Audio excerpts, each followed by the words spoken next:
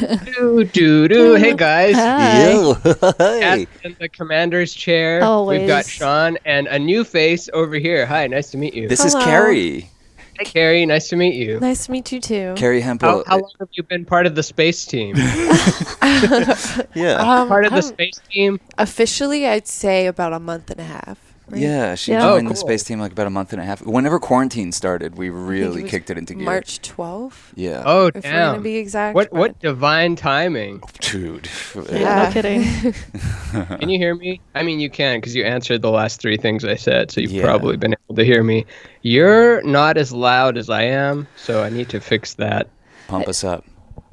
Do I? Do I need to fix it? This is going in the podcast. You guys are. Oh, yeah. You guys are loose. Oh, very yeah. loose. Yeah, you know we play it loose. Yeah, People love to it's- hear this and part. it- They feel part of the family. They feel part of the space team themselves.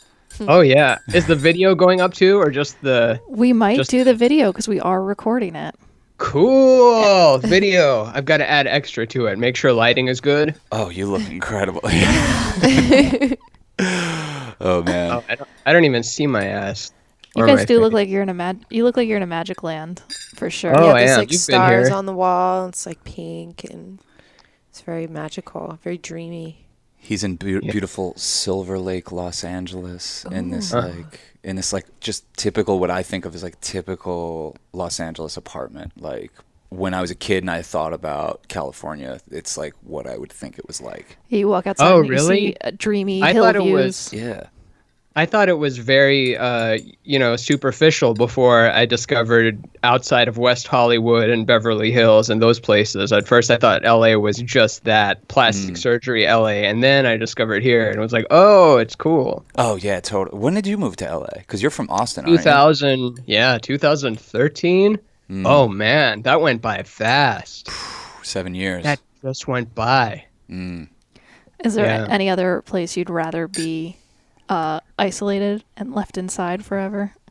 I don't know. I mean, there's endless ways of comparing. Like, obviously, I don't have a swimming pool or a beach or like woods I can go walk into. But I mean, I do have a very cool place. I'm very grateful for that. But of course, yeah, I would always bump up everything.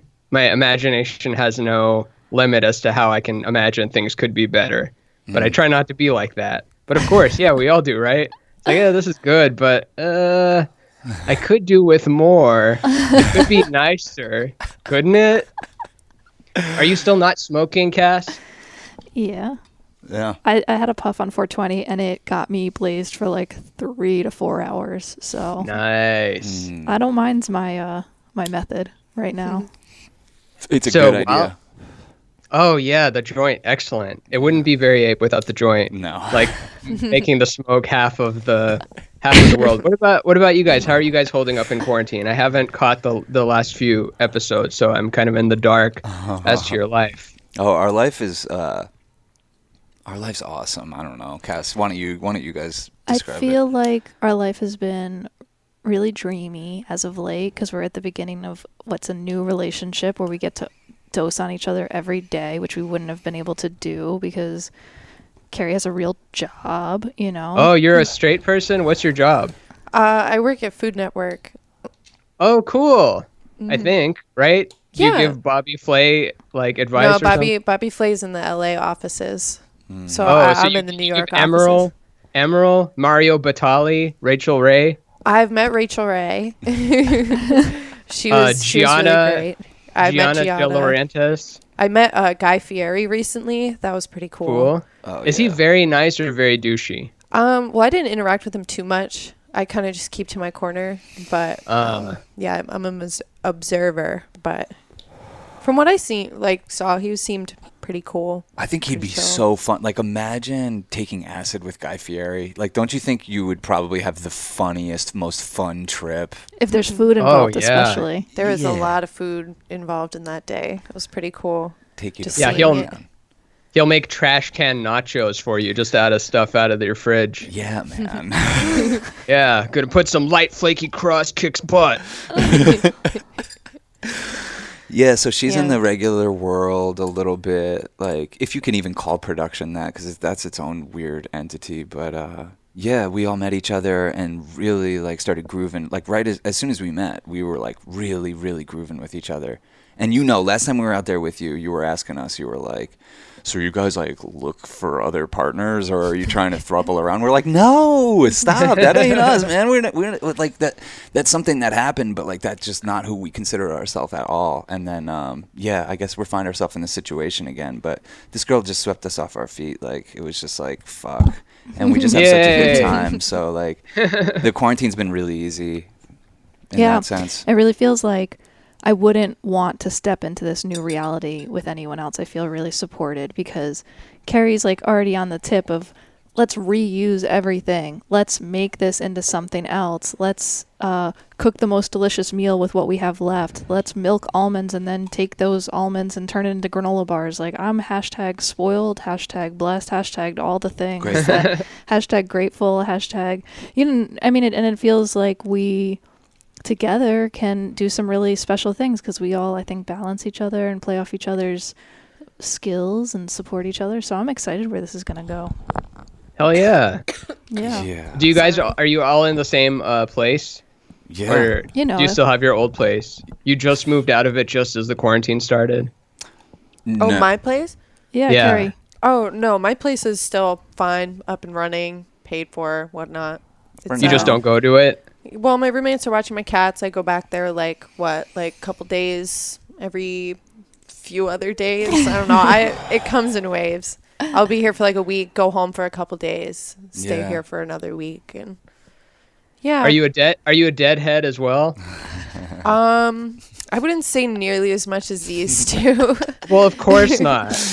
I was just watching the Bob Weir documentary the other day, and I was thinking of you guys. It's a great doc. You know, the that's other one of the first seeds of that Grateful Dead that ever came into my consciousness. Whenever that movie came out, I remember it came up on Netflix, and I didn't know fucking shit about the Grateful Dead. I didn't even know who Bob Weir was.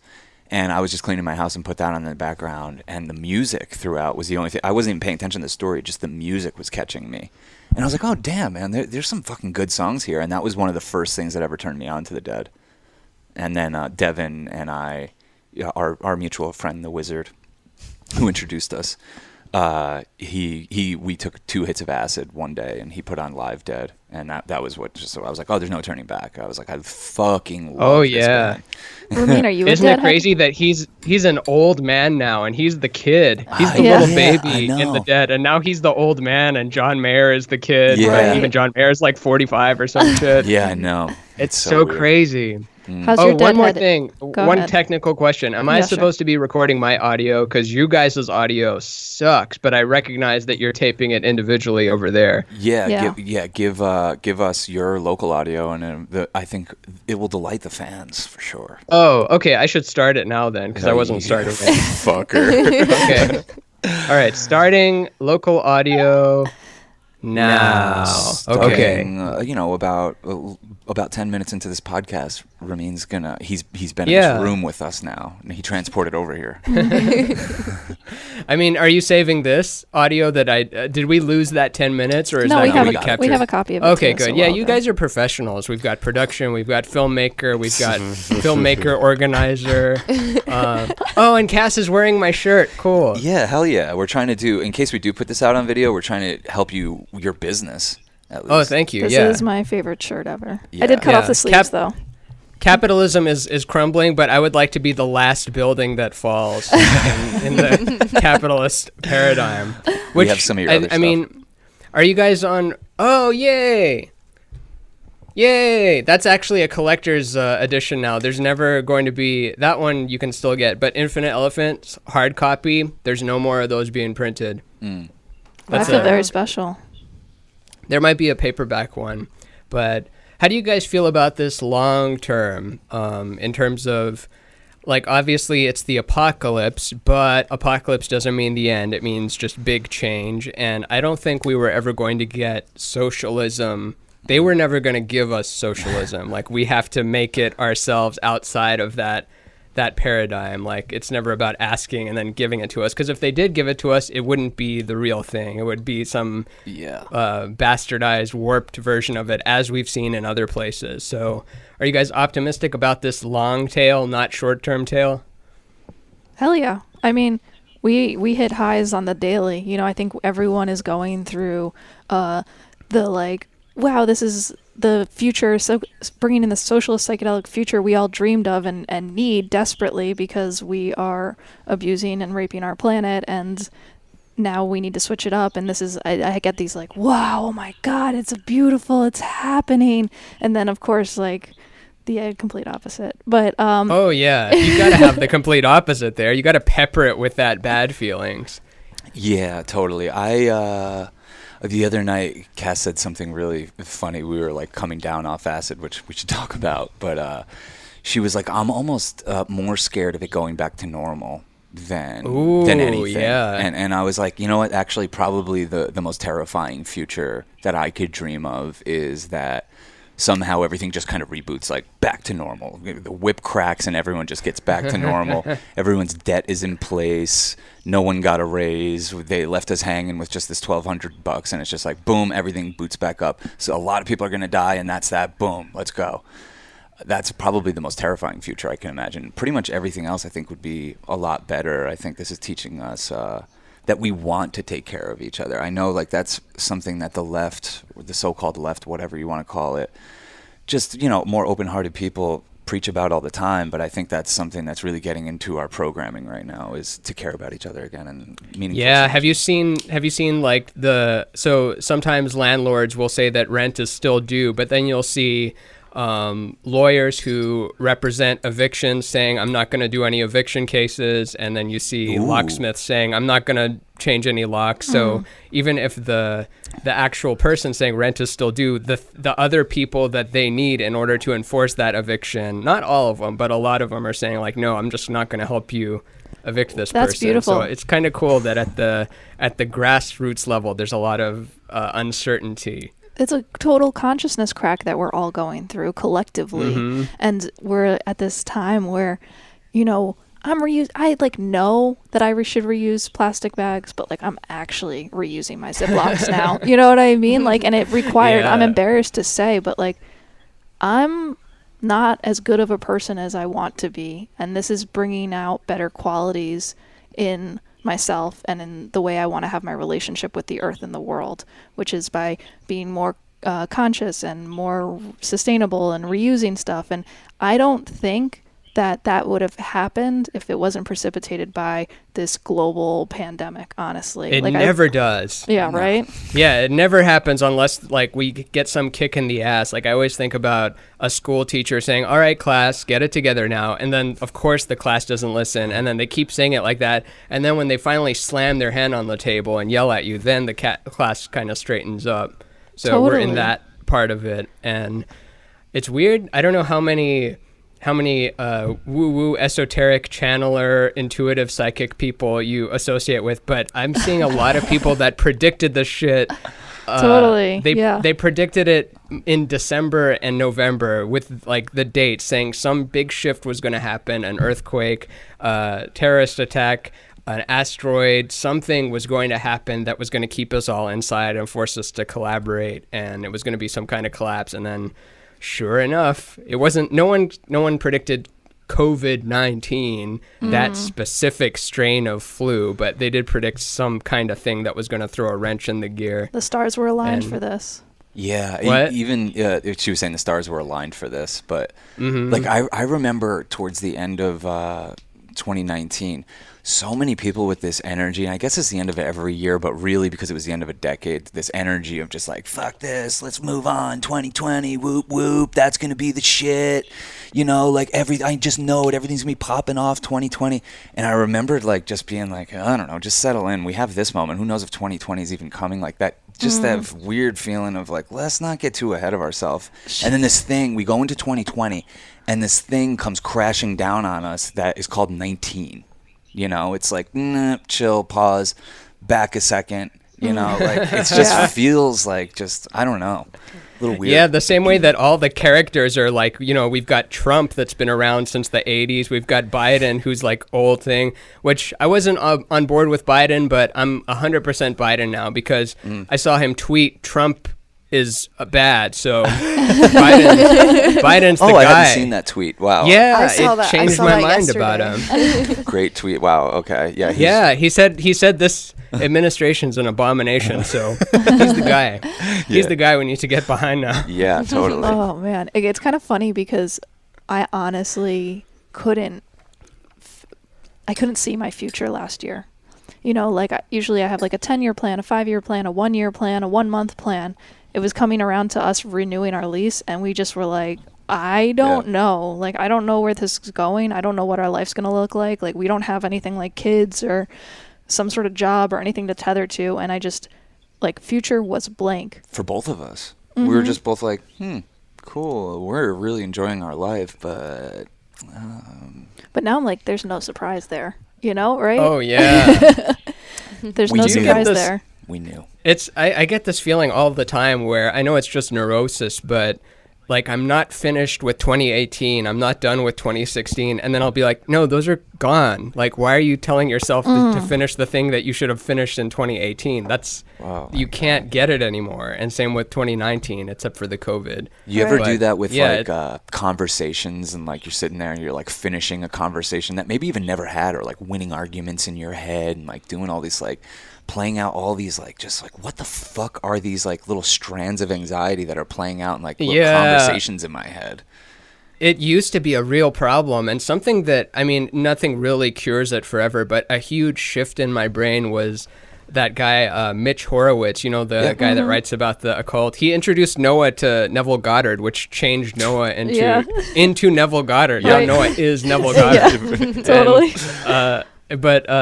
So Mitch said that when you're having a fight with someone in your head, you're not actually having a fight with them in your head. What you're doing is taking your brain and then splitting it into two and then fighting with your own brain while one part of you is dressed as them. So that made me think like, oh shit, you're never actually fighting with someone. You're just splitting yourself in two and battling it out. So even when you're actually fighting with them.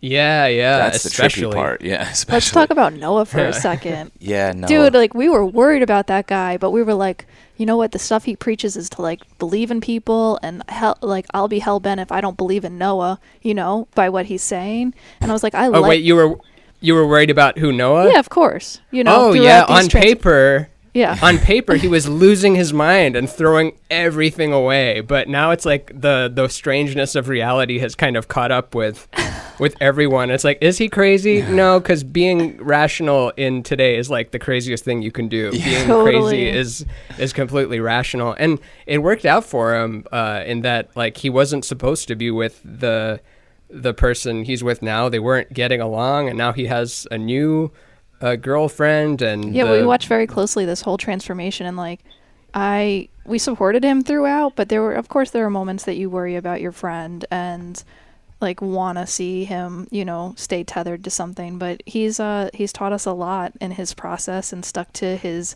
imagination, and it's been a beautiful thing that leads the way for other people. You know, you kind of have to be the crazy person and take that leap of faith and have everyone doubt and question you, and then kind of trudge the path. I feel like it was great seeing him kind of go through this like this sudden awakening because we've known Noah for so long and we've hung out with him so much, and he's like he's been pretty grounded in reality, you know. He's more grounded than us, you know, wife, kids, the whole thing. But you know? then like I feel bad because like he starts having this like thing that could look like an unwinding if from one perspective, but from my perspective it wasn't. But like when things started to quote unquote fall apart a little bit, I was like, fuck, I kind of introduced the chemical portals that are like, you know, like that portion of it. I'm not going to get too specific, but I'm like, that is a little bit of my influence. I mean, you can't make somebody do something, but... And he was already experienced. It's just... Yeah. It's one of those things also when you're like, oh, well, we live a fucking crazy life, but I don't know if you're allowed to, Noah. Like, you decided to, like, inseminate someone, but in the river of time, you look back on people who have had kids and you're like, yes, like, make the decision that's right for you. And that's the decision that's right for your kids. And I believe that wholeheartedly. Oh, yeah. Yeah. And the last... It's strange... Go for it. Oh, I was just going to say it's strange that a year ago, like, Noah was all about, like, can you believe this Jordan Peterson guy? Like, what's your thoughts on him? How do we stop him? And they're putting kids in cages. And now he's like, all right, man, check it out. Fox News, it's actually a portal to the shadow self. I recommend it. Try it, man. Try it. Oh, God. It's good. You don't want to try it? That's fine. Just try it. Believe me. Oh my God, God. I love him so much. We did a couple of our funniest podcasts with him, but the first one, because he caught us off guard with the talking about Fox News stuff. Oh, he's like, oh, guys, you got to get into Fox News. We're like, dude. and I just love it because, like, Cass won't stand for certain things. And that was, like, she was just, like, pushing back against him. And a personality like his is just hilarious when you push back. Yeah, it's great that he's got people like you guys. Michael Donovan is another one that pushes back. I feel like I'm like kind of in the middle. I don't really push back hard. I'll play that voice when I'm with him, but for the most part, I'm like, I agree with your crazy ass. Oh, yeah. And Jessa Reed also. Jessa will not be afraid to like knock him down mid-sentence, and it's funny, their dynamic, she described it as like, I feel like we rode together on this reality in a spaceship, and he's like a cosmic little brother. I can't help but want to just like push him down every now and then, but I love him, but like I gotta treat him like that. And when you watch them, it's like, oh, it really is that kind of dynamic. Oh yeah, we got to get in touch with her. Noah is always recommending that. She's one of the most. She's on it. She's got the magic, intuition, psychic, alien guide ability without the toxic positivity, without the spiritual bypassing, without the it's all gonna be okay sort of thing. It's like, no, all the timelines exist. It could go to shit. You might experience death.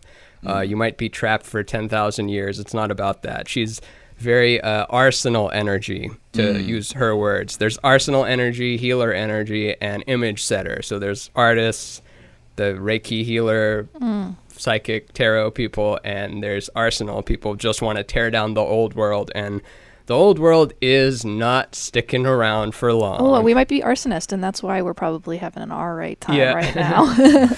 Yeah, no, it's we were just showing Carrie your book, and right now it feels after you die, and we were talking about death, and we just, I mean, I don't know, have you felt closer, like there's a collective becoming closer to death, and have you adjusted how you think about death, or where are you at with death right now, Ramin? Well, I was thinking about apocalypses and how like an apocalypse is just the death and rebirth of the culture. And so this is the 2020 apocalypse. We had 2001, that's 9/11. There's like, that's an apocalypse because we refer to it as a pre-9/11 world and now a post-9/11 world. The 60s was an apocalypse where it was all like, straight-laced black and white wearing a suit. Like if men had long hair, like forget it, that's bad. Like, yeah, homosexual, you're bad. Everything that's not that 50s make America great again model thing, it's bad. And then 60s revolution destroyed that.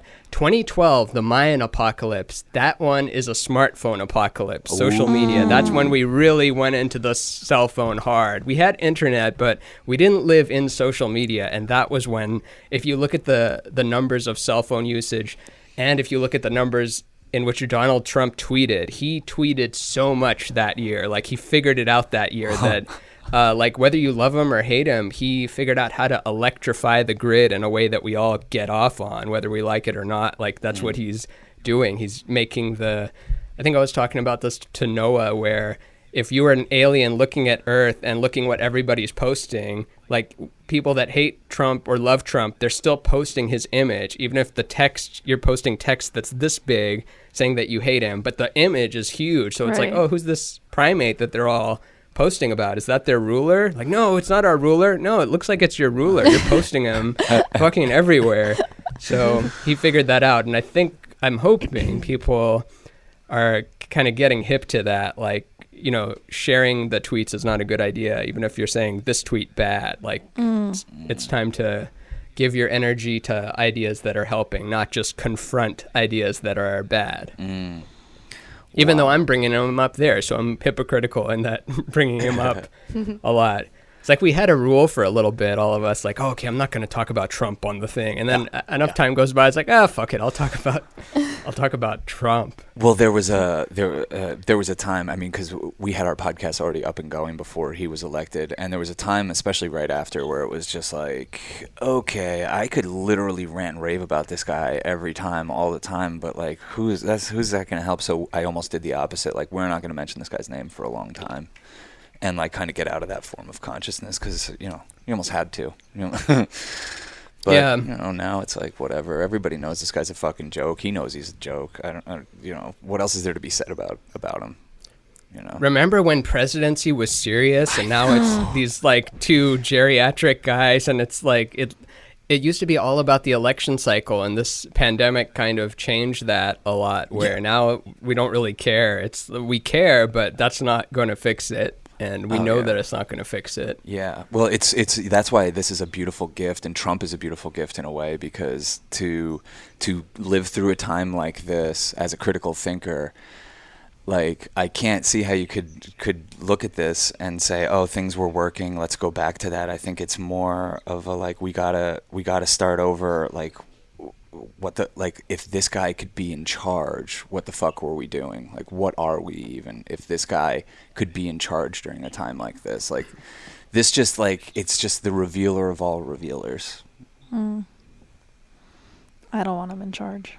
Well, I don't want him in charge either, but like, I also don't really want anyone in charge. I don't want Biden in charge. Yeah. Like, I don't really feel comfortable having anyone in charge, and like, I hate the idea that we used to treat the presidency so seriously. So yeah, maybe Trump's a gift in that way. And I'm not going to give the guy an ounce of credit for anything, but what he represents is certainly very powerful.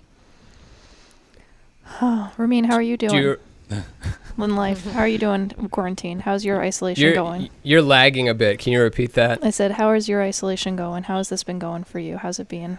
Honestly, it hasn't affected my day-to-day much, because I've been living, like, working from home and building my little art business over the past few years, and almost beating myself up for not going out enough. And now, like, you can't go out anymore. And now it's like, okay, well, luckily I've prepared for this. I already cut my own hair. I already exercise from home. I already make money off the internet. Like, I feel for the people that were, like, what's the word? Badded by this. That's the best I could do. If I can't think of a word within 3 seconds, I'm just giving it the worst word. Bad things happen to people who, there's, we all know there's people that were living paycheck to paycheck, and they lost their server job, and they've got a kid, or they couldn't make rent, stuff like that. Oh, what happened with, you guys were putting up a note saying that no one in the building should have to pay rent. Did that materialize, or it didn't get momentum? Well, we're in this building and we're not paying rent, and I don't know if we're the only ones, but 36 units. I think we have, 9 or 10 people. A lot of people left. A lot of people left the building, so there's people that, like, that note's probably still hanging on their door. But I think that everyone is kind of like, well, I have savings, or I work from home or whatever, so they're still paying rent. They're not getting it. But I think, and I wrote in my last email, like, hey, so collectively it seems like we're going to be on a case-by-case negotiation basis with our landlord, but I think come May, and as this thing continues, we'll see that, they shouldn't be getting our last paycheck, because that's the only power we have. They have a lot more power than us. Like, our landlord owns 15 buildings, so if we stop paying rent, I can't individually have as big of an impact on someone like Cuomo or de Blasio as they can. So we have to, like, it's kind of like what the nurses are having to do. Like, they're having to walk out because they don't have proper PPE. No one at the hospital who's running the hospital is going to walk out for them. They're going to say, hey, my nurses are walking out. What the fuck? Like, I can't do this. I can't run a hospital. I can't treat people if my nurses are walking out. But they're not. They can only go so far until it really materializes on, like, the people stand up for themselves. So. Yeah. So I don't know if we're not going to pay rent while the economy is shut down, because that is an incredible indignity to put on the people, where the government is enforcing a shutdown and then saying, well, you still owe your mortgage or your rent. Fuck that. Jesus Christ, are they not representing the people? So we always kind of have the mentality of like our last paycheck is going to be our last paycheck ever, because we just like you know our deal. We work like once a year, and the last time we worked was a year ago, and it's coming to that time. So we're like, okay, things are getting tight. Now we literally cannot work. Yeah, when we literally can't work right now, even if a job were to come along, like, no, they're not going to get what could be our last money. They can fucking fight for it, whatever. I think, like you were saying to start this, like, people are going to be not looking to evict anyone. No one's going to be enforcing that stuff. Like, people are going to be turning a blind eye to that, and we all have a good case for why we wouldn't have paid rent. And people like us are frankly willing to break the rules and lead the way, just to show that, like, hey, the rules were just something we made up. Like, we don't have to abide by them. It doesn't make you any less of a person. Like, don't give your last dime to them. Yeah. They printed $1 trillion showing that, it's not real. Like, they could have done that the whole time. They made up $1 trillion. None of that matters. And another Jessa thing, she thought about writing a book about it, but has decided not to because she doesn't want to get in trouble. But she's filed for bankruptcy twice, and she learned that that's what the rich do. They file for bankruptcy, and she bought a car and filed for bankruptcy, and since she still had the car, her credit was fine. So it's like, it's all loopholes. And we know that the people on the top are all loophole. They're not paying taxes. They're keeping their money in offshore accounts. Right. Even if we want to tax the rich, like they find the loophole and then just kind of the middle eats it. Yeah, it's time for us all to wise up. I like her style, and Noah's trying to lead her the way. She's had a big influence on Noah, who has also tried to have a big influence on us. And like, I don't know how comfortable. I've never had a credit card in my life. I've never taken out a loan for anything. Like, my parents don't have money. Her parents don't have money. Like, we're kind of just like, we're so frugal. When we make our money, we're just like, cool. My thing fell off. Oh, it's rolled under there. You can throw it back on. But and that's another, like, Jesus, how many Jessa lines do I have today? But she'll always talk about, like, why is it that when we, at the end of the month, when we made more money than we need, how come we're not like, oh, does anyone need money? Like, because I've filled all my needs for the month. Like, how come we don't do it month by month? When if you've got some extra, then it just goes out to whoever needs it, and then it comes back to you if you ever need it. But we're all mini hoarders in a way, and that's not a value judgment on anyone, because that's how we have to be. But it's like, maybe you're hoarding $500, maybe you're hoarding $1,000, maybe you're hoarding $10,000. But to you, it's like, no, I need that emergency for the next month. I'm not a millionaire. I'm just hoarding $10,000, but still, that could change someone's life. But does an apocalypse completely change that value system in us, or does it make it worse? That's what I'm wondering. Probably a little bit of both, right? Yeah. Like, there's moments of where it brings out the best in you. It's moments where it brings out the worst in you, I don't know. What are you feeling, Ramin? Is it bringing out better qualities, or how are you feeling about all this? To me or to everyone? I don't know. To you. I guess you can only speak for yourself. Yeah, speak for yourself. Oh, yeah, I guess I can. Is this bringing out better qualities in me? I don't know. I hope so. I hope it is. Yeah. Like, I don't feel like I've really gone through a death with this. I've gone through deaths before, but this one hasn't felt like a real death to me because, I mean, I'm in Los Angeles. The highways are empty, and it's kind of cool outside. The air is crisp. Yeah. And I don't know anyone personally who is kicked out on the street or who has the virus, so I'm very not affected by it on a personal level. My problems with it are all just the macro. When you look around and it's like, oh shit, according to what I see on the news, this is not good for most people. Like, you look at unemployment numbers, ooh, that's not good. And that's just the people filing for it. We don't even know how many undocumented people are not filing for it. But yeah, I'm gonna go ahead and be a politician and answer yes. It has brought out the best qualities in me. I am good now. I am even nicer than Colin Frangisetto. Yeah, he's who I hold myself to too. Oh. He sets the bar. He is. Colin is the bar. Yeah, right. Yeah. Yeah. Who doesn't love Colin? All right. You tripped though. How was Oh yeah, I wanted to hear about that because I think we tripped on the same day, and it might have even been the same acid. Yeah, it was the same. It was the stuff you gave us, and I was going to message you during it, and then I was like, oh no, they won't see what I'm seeing right now. I'll just wait till tomorrow. Send us a picture of the wall and be like, can you believe this? Yeah, me and Catherine were playing Overcooked 2, the circus level, which is just the most psychedelic level at all, and we couldn't believe how well we were doing, because it's a complicated game with like there's always something you need to be doing. You can't be a second late if you want to get all the stars. And you know, our place, like the window was open and overlooking the skyline and the sun, and it was clear that it was all one thing, like the TV, us on the couch, the outside, the sun, all of it was just one breathing thing doing that. And the first thing I felt was super gratitude for the sun. I was like, oh shit, the sun is like, I mean, yeah, nurses and doctors and grocery store workers, sure, but the sun's coming out the sun has not missed one day. Never. It's always coming out, Yeah. and it's given us everything, and it's just, Yeah. Wow. and I loved the sun. I don't feel it now. Now I'm back to 3D and I'm taking everything for granted again. But in that moment, it was just all laughing. During the come down, we watched, that romantic comedy, what is it? He's Not That Into You. We watched He's Just Not That Into You. We watched Minority Report. Like, we watched Julia and Julia. Like, that is one of my a ton of movies from the 2000s. Nice. And movies from the 2000s are so funny because, like, the characters are complaining about, like, oh, I don't want to have to answer 50 emails a day and keep up with my MySpace. It's too confusing. And we're like, oh, honey, you think emails and MySpace are confusing? And it's just shown that we've already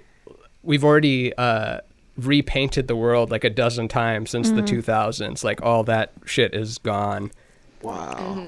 I'm scared of the big shift because I watch these shows and I'm like, yo, that dude just coughed, you better bail, or like, you can't hug each other, or you know what I mean, like all these like new corona reality. I like apply them to movies. I'm like, you're just gonna shake hands like that? Like, wait, where's your mask, man? You know, like It's in my dreams. It's in my dreams. It's I'm only like, been recently, and it might have even been since we took that acid dose.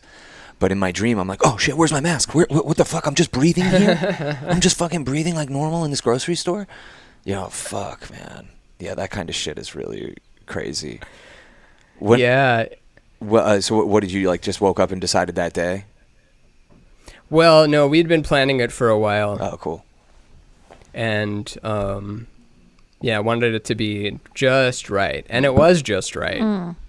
Generally, we don't plan it the day of. It's we try to, but then it's like, it's kind of late and we know this will keep us up. What if we treat it like a flight and say tomorrow we take off at noon and then we have to be at the airport, otherwise the flight takes off. So we did that. We planned it out that way. And I always forget that, like, psilocybin is filled with messages and meaning and epiphanies, and then LSD is so like, just no, have fun, fuck the messages and meaning, just like totally, we were laughing our asses then, off. Oh my god. And I had this I kept feeling this feeling of, no matter how bad it gets, every color is still good. Like, colors are just always there and they're always good. Aw. That's very sweet. They're kind of like angelic in that way. They're just like, they're there for us. They're surrounding us, you know.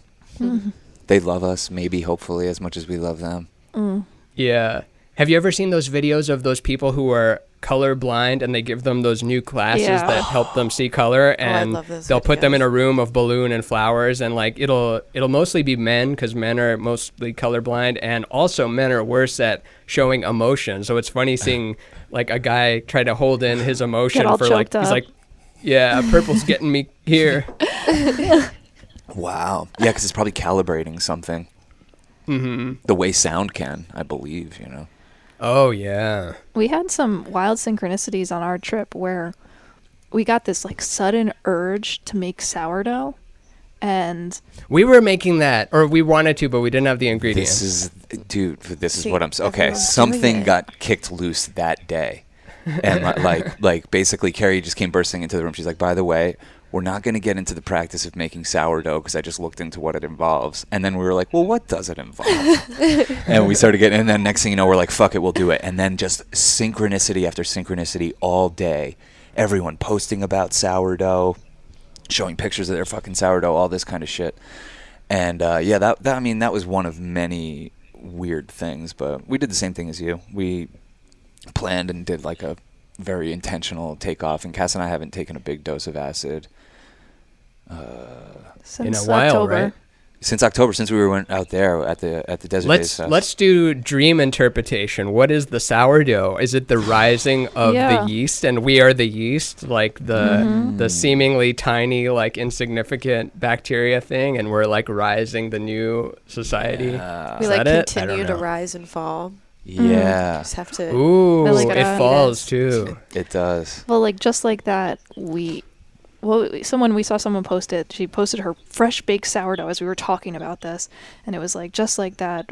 Like bread is born or whatever. It's like the breaking of bread. It's the producing of bread. It's this sharing, self-sufficient economy. I don't even like to call it an economy, but you know. Yeah, it's creation. There's definitely something about it that it's a control thing too. I think to me, as it kept happening that day, it was almost laughable. We were all like, "What the fuck? Look at my phone. I just opened my phone and it's fucking this sourdough."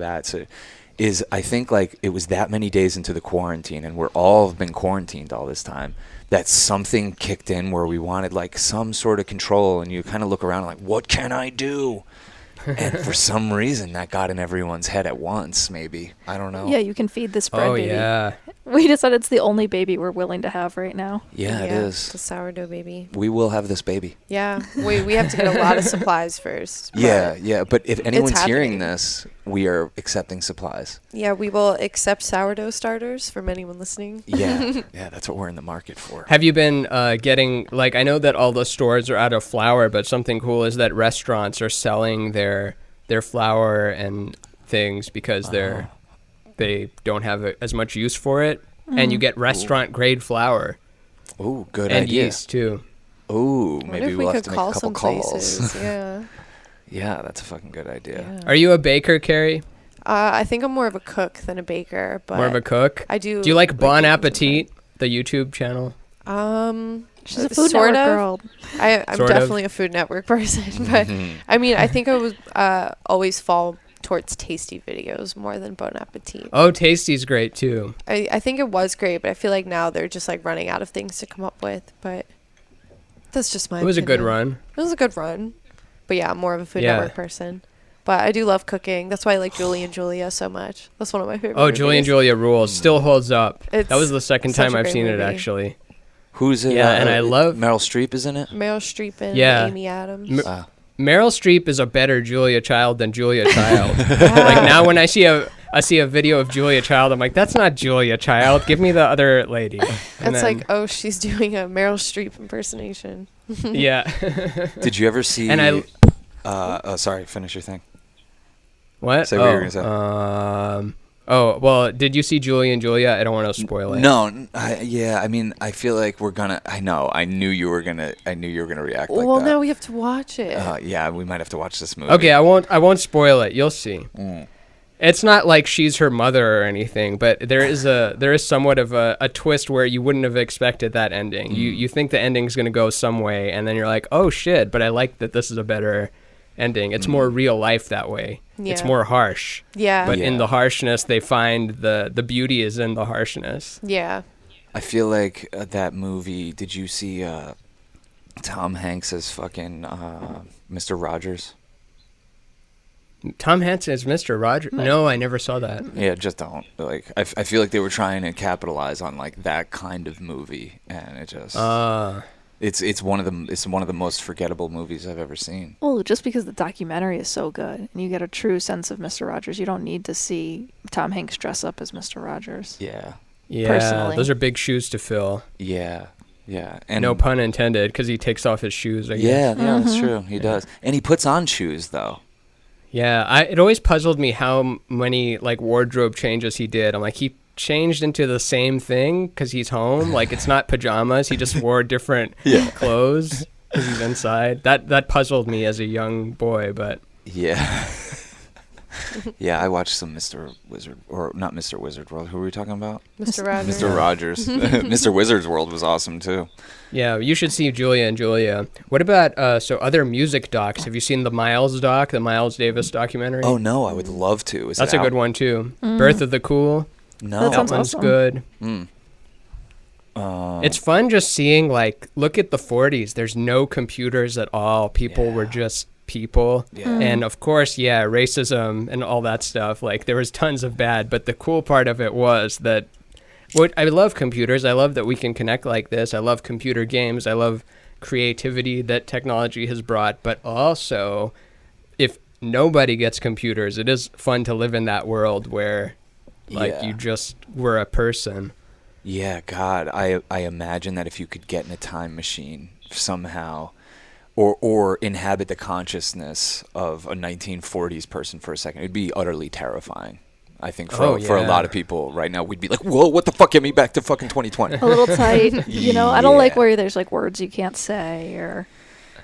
Yeah, I think it would just feel so different. I think the vibration was so different. We take that for granted when we think about time travel and all this stuff. Like, how fucking utterly terrifying. You'd have to wear an underwire bra every day. Like, I don't... Underwire bra? Yeah, like, Really? I think of like... Yeah, like fashion, like beauty standards. A corset. Yeah. That was like way back then. Oh yeah, Corsets and are beauty making a comeback, standards though. have been turned upside down on their in its head on the last 5 years too, which has been good. Everyone has eyebrows again.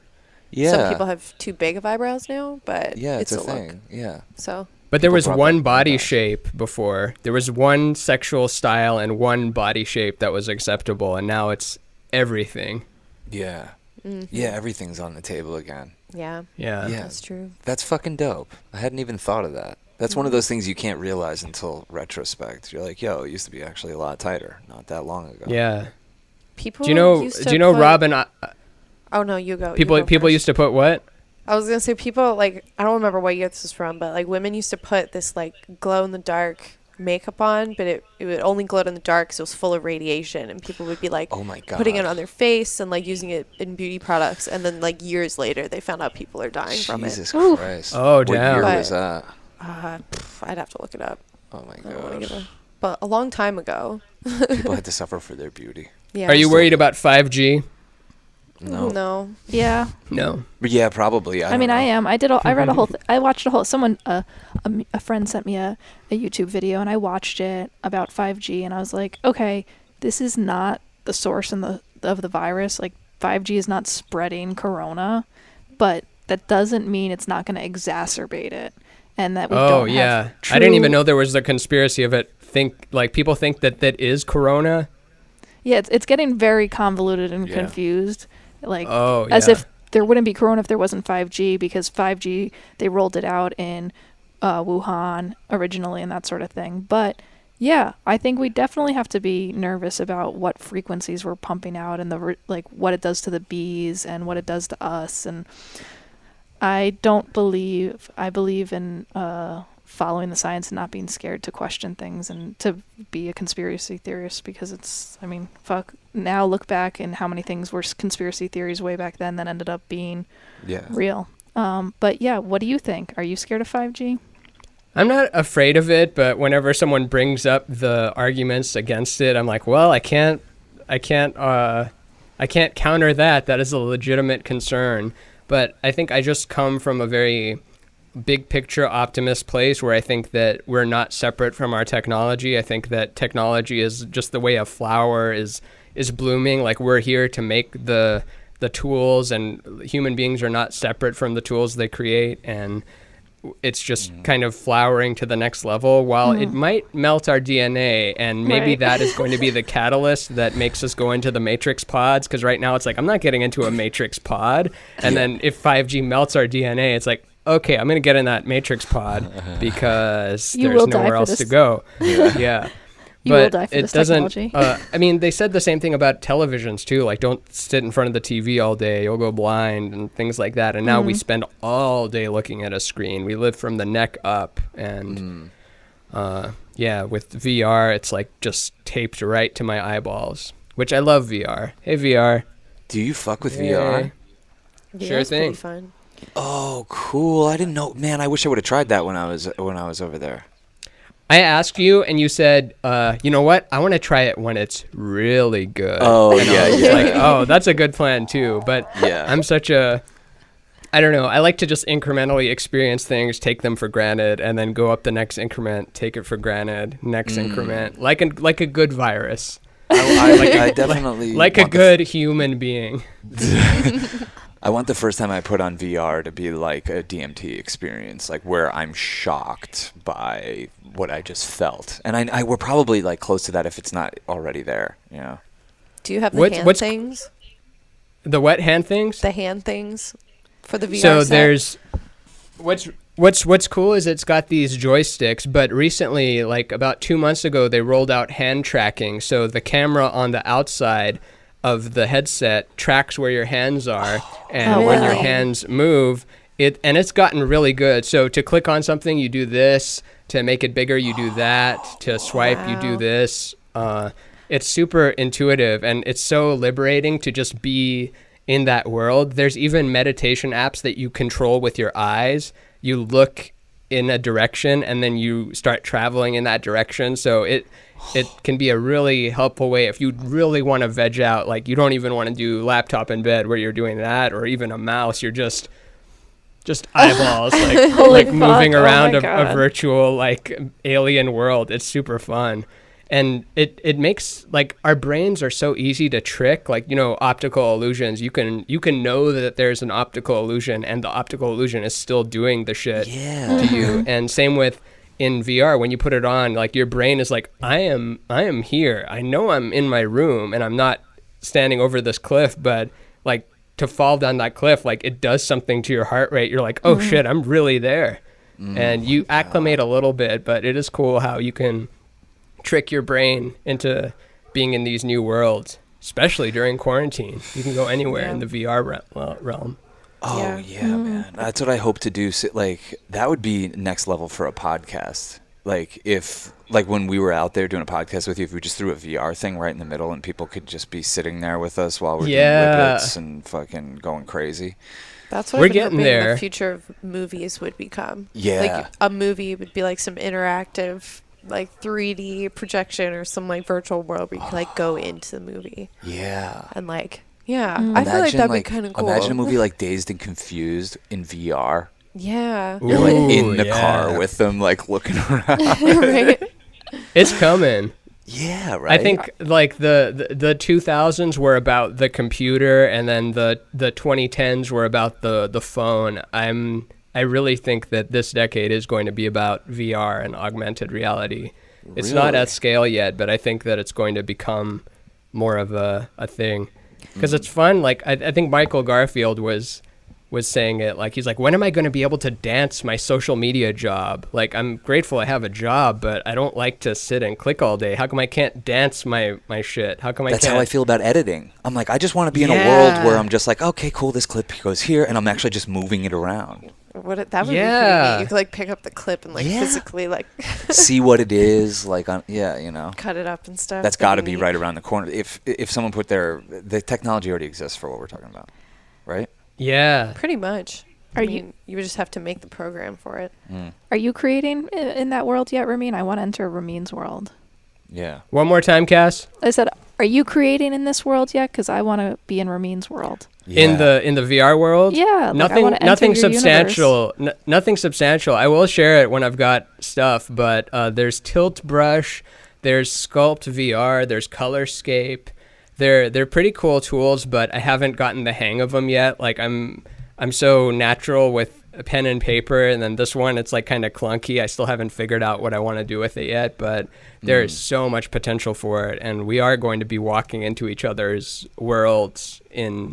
We already are a little bit. Like, the internet's already here. Like, there's the Very Ape world, there's the Church of Chill world, the Rainbow Brain Skull world, the Synchronicity world, and we're only building those out more. Hopefully. Yeah. Oh man, it'd be so fun to be in your world of colors and animations and everything in a fucking VR. Yeah, like you could animate this book and people could walk through it. Yeah, I do want to make that an experience that you can be inside of, but still not 100% there. Also, wearing the headset for more than an hour, you're kind of like, I need to get out of here. It's pressing up against my face too much. It's heavy. Let's hope that it stays that way. Otherwise, we're going to be entering like WALL-E world where everyone's just... Oh, yeah. My problem with WALL-E, although it is a beautiful film, was that just like there was these VR worlds, but then everyone got fat and lazy when in that world you would be using your body more than you would now, because there you can actually play tennis and shoot bow and arrows and climb shit and you're using your whole body. But in VR in Wall-E they just showed everybody vegging out, which is an option. As I mentioned before, there is that meditation one where I just move around in my eyes. But Beat Saber is a workout. Like you're really like moving your body. You break a sweat after a couple of levels of Beat Saber. And John Carmack was talking about playing it with his son, and they put weights on their wrists and ankles, and they get a super workout in the VR space. Wow, Carmack rules. That game's really fun. The lightsaber one where you gotta like do that sort of stuff. Yeah, I've played that before. Have you played Space Pirate, where you've got the gun and you're shooting it, like stuff is coming at you from outer space and you've got your guns and your shield and you're just like shooting lasers everywhere? It's dope. I did a Spider-Man one that was pretty cool, where you were Spider-Man. Haven't played that. I could like shoot webs at buildings and like swing through the city. That was crazy. Oh, dope! Fuck, I haven't tried that. So disorienting, but it was neat. Damn. VR is pretty cool. It's come along. And we're just getting started. We don't even know, like, the same way that, technologies are there, but applications of them don't emerge for a decade, but the technology was there. Like Twitter could have been around in the late 90s. Twitter's a bad example because Twitter is a cesspool, but as far as a communication tool goes, it could have been around earlier, but no one really tapped into that yet. And then they did, and then it exploded. Or something like Doom or Wolfenstein or whatever. I don't have any more examples, but we don't even know what the capabilities of it are yet. Some of that depends on the youth, because we're like... We're not to be ageist or say that we're too old to come up with ideas, but sometimes you need a younger generation that isn't corrupted by the way things were. They're like, why don't we just do it like this? Like we still worship idols. We're like, yeah, listen to Van Halen, listen to Bowie. And they're like, what? Artists? No, we just play the thing. Like music is just something that comes out of a faucet. Who cares? Yeah. Ooh. So we need that new perspective, because it teaches us to abandon our old rigid ways of thinking. Well, I mean, maybe that's one of the positives of an apocalypse. Yeah, it's all about the positives of the apocalypse. Yeah. Candyland came out of polio. The game Candyland came out of the polio epidemic. Oh, I didn't know that. Yeah, one of the... I thought you were going to say... Candy Crush, and I was like, that was stolen by some other guy, but Candyland is different than Candy Crush. Yeah. Yeah. How are you feeling creative during this time, or like, Oh yeah, I actually feel more pressure to put out stuff the day of. Like, I'm sitting on 3 podcasts that I'm like, should I even put these out? These are from before the pandemic. Like, who wants to listen to something before the pandemic? Or with the visual art stuff, it's like I can't come up with stuff for a week and then put it out every day. It feels like I'm cheating the present moment. I have to react to now. What is today about? Yeah. Well, that hasn't been true. Recently, it's felt like Groundhog Day. The first 2 weeks of the pandemic felt like every day was a new feeling, and now it really feels like it's been the same day for a month, kind of. Yeah. But I feel like I have to make something and then put it out that day, because if I save it for tomorrow, then it doesn't really tap into what the feeling of today is. Mm-hmm. Well, we need you. I really appreciate everything that you've been putting out, because it hits home, and this is the time where people really need things to hit home, and remind them and ground them. And you ain't going anywhere but home. Yeah, exactly. Exactly. And artists like yourself, you bring people to a collective higher octave. It's a true service. And yeah, I mean, I think that your post, more than any other post I see, gets shared on like all of my friends' Insta stories. Well, Oh, cool. It's almost, to me, like when I see people start posting your stuff, I'm like, oh, they're hearing the higher octave. Like, I'm like, oh, they're into Ramin. Yeah. Like, okay, cool, yeah, they got it. Cool, they're gonna be fine. It's definitely it's an indicator for sure. Yeah, we're in 6D now, and we're on our way to 8D. And I know, I heard. And 8D is the shit. 8D is when you're like when you're really feeling yourself, you're like your true essence of your soul, and then any higher than 8D, you kind of merge back into source, and source is fine. Source is what makes all of this, but it's what we're always doing though. You know, we get to come down here for a little blip. Seems like it could be a little lonely. Yeah. No, you won't care about that once you're sourcing. You won't even, the concept of loneliness isn't even a thing. I think about it like I've had these feelings of it being like the genie in the bottle, you know, like where you live in eternity and then you just like pop out and we get to experience this and then you go back into the bottle. Yeah. Except we forget that we were in a bottle. Yeah. You know? Wow. With you guys specifically, I was thinking about how you've been training for this quarantine over the past few years with the silent retreats and the everything. It's all been a practice, and those were dress rehearsals, and this is live. Like we're actually in the shit. Yeah, and then we threw Carrie into the mix, which like this is the best thing about like, oh, we were prepared for this moment, is then having a factor come in that it's just like, nope, that doesn't apply anymore. And like it's been really groovy to be like, cool, I am ready for this, but it's not in the ways I might have specifically thought I was. But in the ways we were ready for this is dumb shit. Like one day we thought of, let's make something called Church of Chill.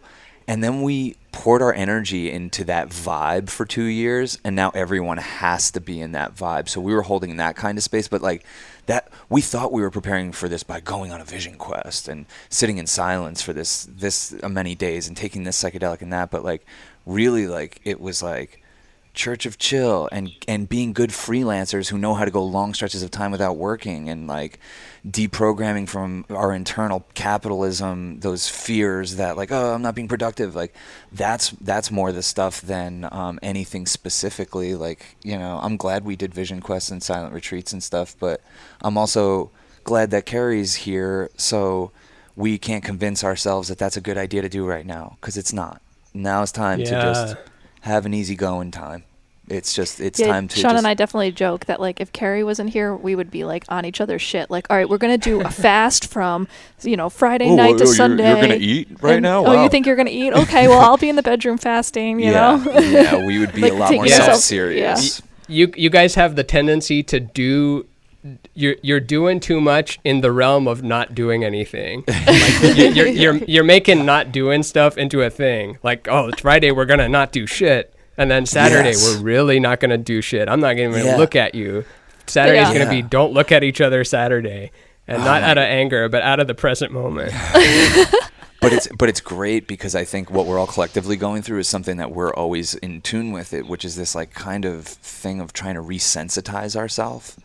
And so it's like, you know, our diet, like the way it is, like we're trying to like make it so like when the meal does come out, you're like, holy fuck, and like really bring the gratitude in that way. And I think that like, our practices leading up to this, which we're not necessarily abiding by, of not watching a ton of media or knowing what the fuck is going on in the news or all these things, they helped us like kind of tune into something a little bit deeper in ourselves that's more important to tap into now. And I'm glad I know that place exists. And the reason I do is because we've taken time away from sex and drugs and rock and roll and media and all this stuff. Not rock and roll. We have. I remember our first silent retreat. We were just talking about this the other day. Our first silent retreat was at my parents' house. They were out of town. We're like, we're going up there and just not saying shit for 3 days. And the alarm went off after the 3 days, and we were just like, we looked at each other when we started talking, and we just went downstairs and just blasted Grateful Dead all night. It was fucking awesome. It was like, like we needed it so bad. It was crazy. Yeah, we're all going a little crazy. Tolerance breaks. Yeah, basically for everything. Well, the three of us are all going crazy because we're all so addicted to live music. Yeah. You know, and the experience of being in a crowd and, you know, having your face melted, and it's just something we all really relate on. And it's we haven't even gotten to go to a show together, so we're really hoping that that's possible again. Yeah. When's that coming back, if it's ever coming back? 2021. It seems No. Well, we're hoping for Carrie's sake that this festival she's going to out there in October is going to happen. Yeah, I'm Metallica. gonna be in Sacramento in October. What festival? Yes. Aftershock. Who's in that one? I mean, I can look it up. But... Metallica and My Chemical Romance are headlining. Oh, cool. Yeah. But they haven't announced the rest of the headline yet because they're assuming it might get canceled. So Fuck. I think they're holding it back. They said it wouldn't be fair to release a lineup right now, given everything that's going on. So I went through a mini revival of Metallica and Kiss a couple of months ago. Oh, nice. like I understood it as a teenager, then I forgot about it, and then I'm like, oh yeah, Kiss, Metallica.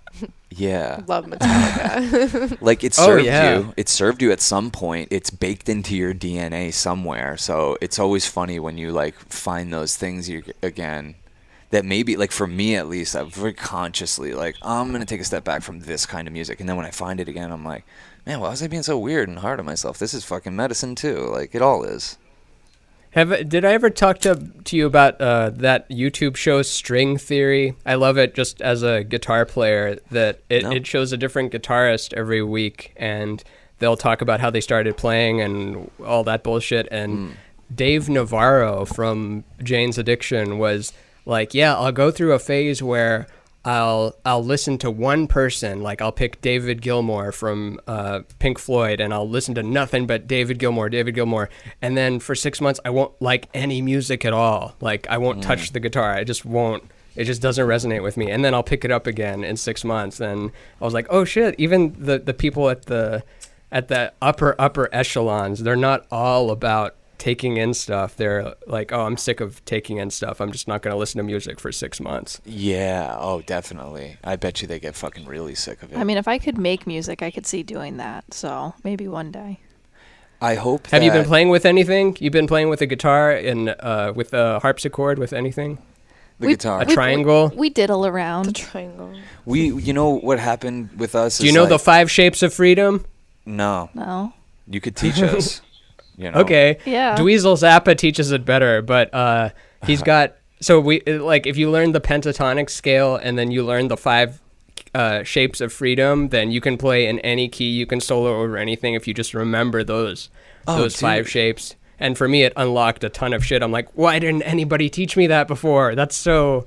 Like, it's nice having these epiphanies because it's such an intimidating thing. You're like, oh, there's a million different finger combinations, and it's the battle of the chicken and the spider all the time. Like, and then you learn, like, oh, wait, this pattern is the same as this. The notes repeat after the 12th fret.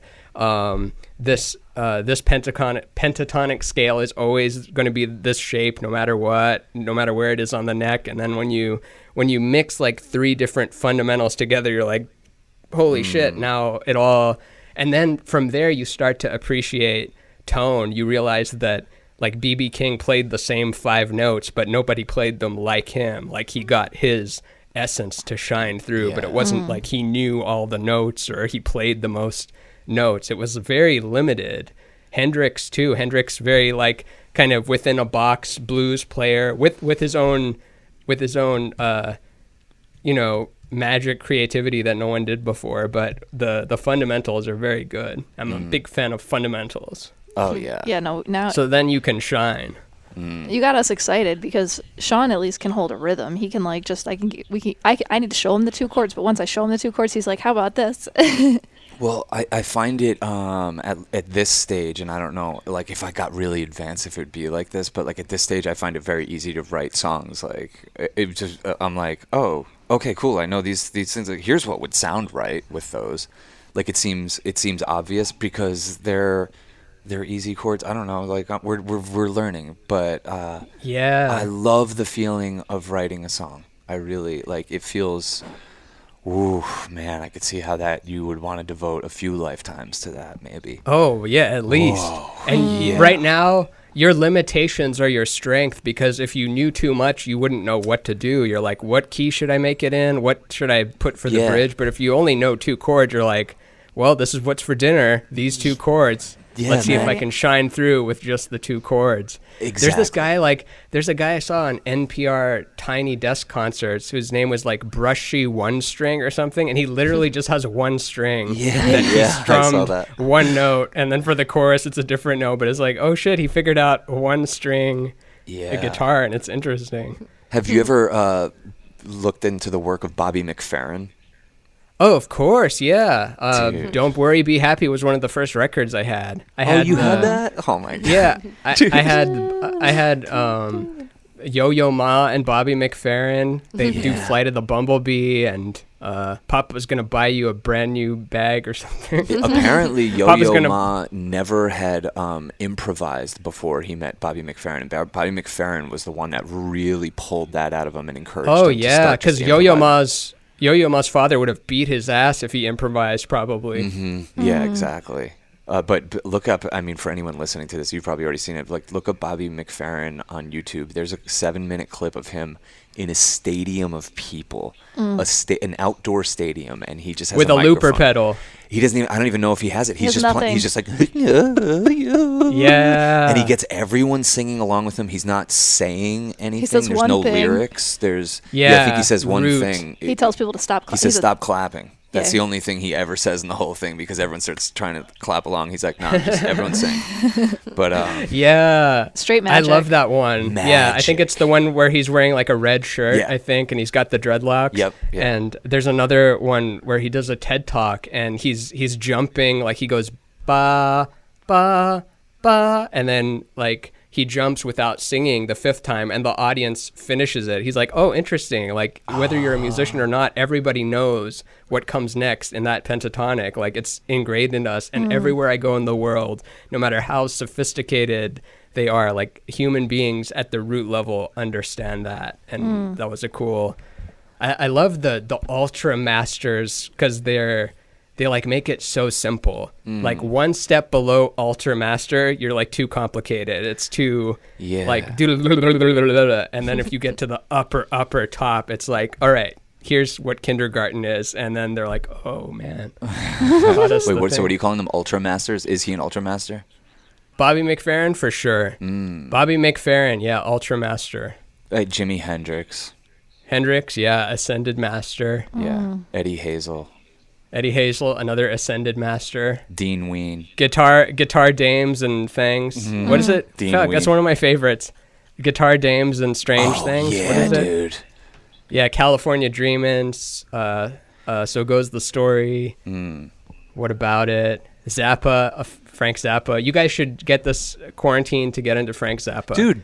That's so all. funny. That's so fucking funny that you're saying that. Yeah, that's like all we've been listening to. I've been stashing away Frank Zappa songs. Like, we're like, fuck it, we're gonna play Mario Kart for 2 hours, and God bless these girls for putting up with this, but I'll just put on Frank Zappa. Like, I don't know anything. I don't know any Frank Zappa, so it's just, I'm like, cool, this resonates. I don't know that much about this, but I could tell it's the type of thing that is already worming its way into me, where I'm gonna end up loving every song, even stuff that's not resonating right now.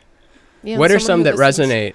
I'll tell you right now. I have my computer in front of me. I'll tell you a couple. Yeah, half of it is the music. The other half is the man. Like, just him in interviews. He was such a character. Oh, we gotta watch he's an such interview. An individual.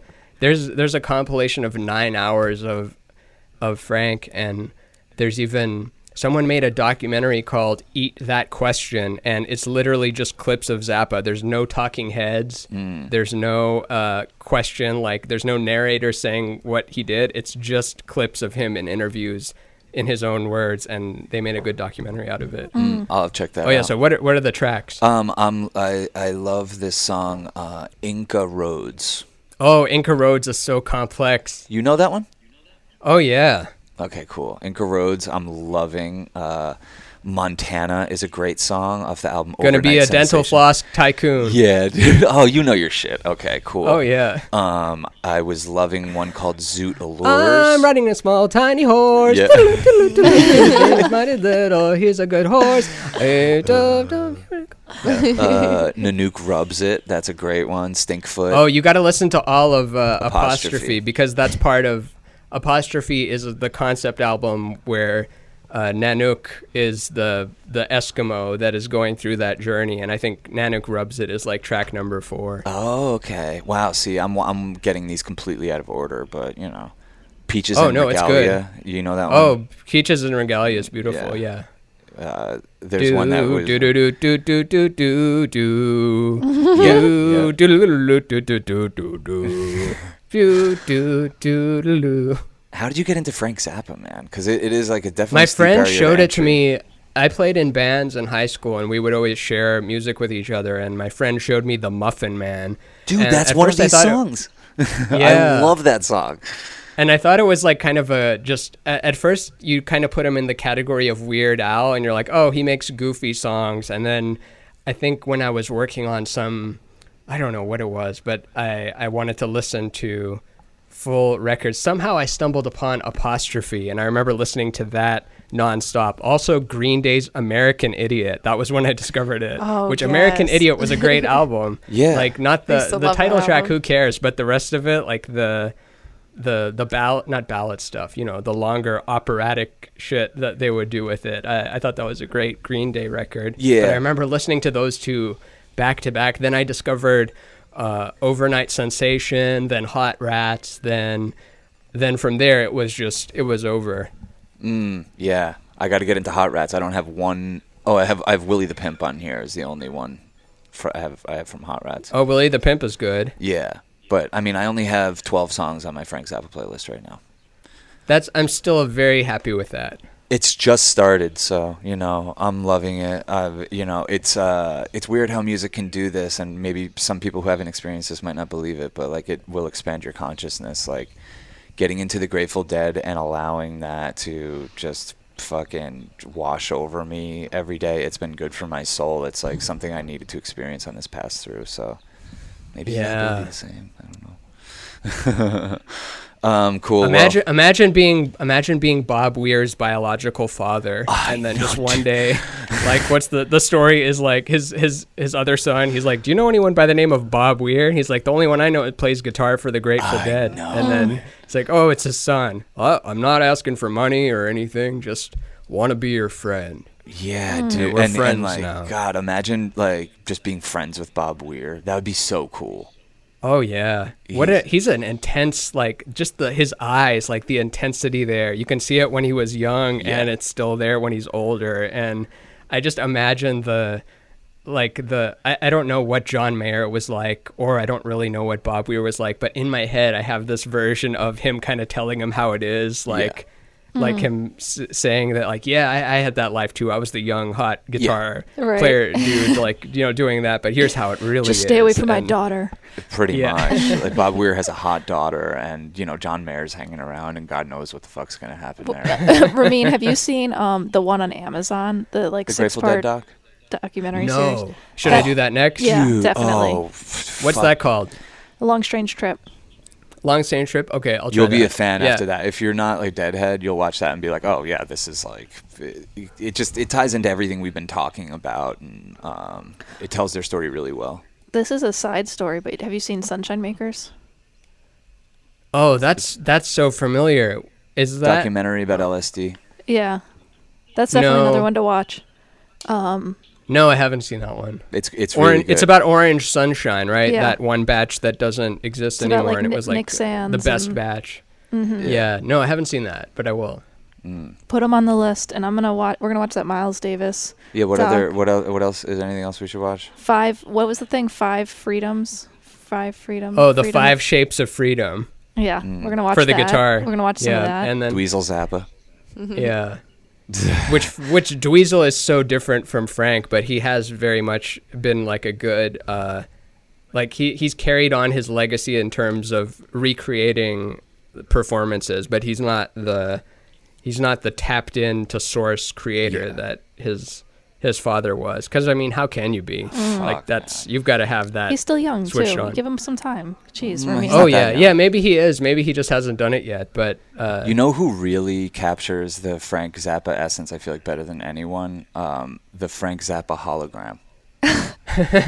That's fucking awesome. Oh man. And just, we're trying to wrap things up, I guess, but Ramin's the first person that he's the second person to tell us we're in 60 now. who was the first? Noah? No, Gabriel. Who's Gabriel? Is he an angel? Dude. Oh my God. I want you to talk to Gabriel eventually. He's definitely listen. We did we just recorded our second podcast with him. That we got off the phone with him like the second before we got on with you. We recorded this crazy. Oh, cool. I'll check him out once you put it out. He's crazy. But yeah, he told us in the last podcast we did with him that because we were like, hey, tell us about the fifth dimension because we think we're getting reminders from the universe that we're there. And he was like, no, that's not where it's at. We're in the sixth dimension. We're going to the sixth dimension. So you also back that up. I don't know if you realize that. But, yeah. And we'll see how it plays out. Like I like to just put it on record now. And then we get to look back and be like, oh, he was saying 60 too. Yeah. Yeah. Damn, man. This has been a damn pleasure, Ramin, every time. Likewise, man. I love you guys. This has been a big treat. And Carrie, it's been so nice to meet you. And you were very lucky because I love these two. They're very lucky too. But I can't actually say that yet because I don't know you as well. So I know that they're lucky. But I know that you're lucky. So I'm very lucky. We'll all hang out. I think we should definitely get some whippets and hang out together. Yeah, when the world comes back in whatever form it does. But thanks for having me, guys. Group hug. Yeah. Aww. Rainbow Brain Skull. Check them out. We love you, Ramin. See you Thanks. soon. Nice meeting you. Love you too. Peace and love. So long. So long. Bye. Adios. Goodbye.